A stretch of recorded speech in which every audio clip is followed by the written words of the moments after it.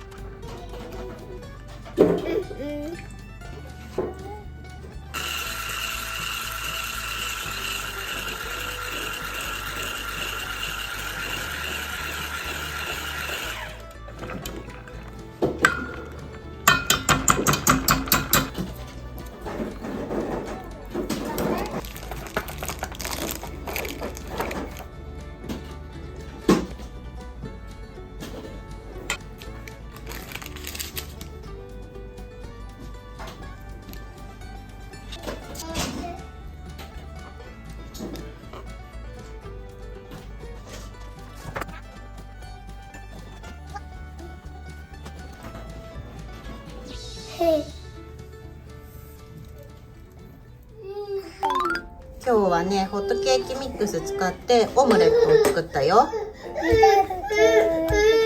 いただきます。いただきます。はい、どうぞ。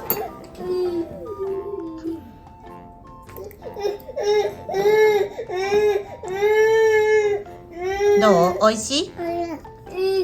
おいしい？おいしいですか？あ、おいしい？ありがとう。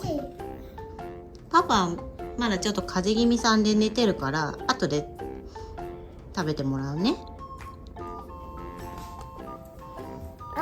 はい、じゃあ食べてね。パパ、起きた？食べさせ。食べるよ。起きたね。はい、じゃあ食べてね。オムレット？オムレットなんだけど、ちょっとね、蒸しパンみたいな生地になっちゃったかな。ああ、いいよ、あれだ。これ食べたら薬飲むわ。食べるよ。どうぞ。いただきます。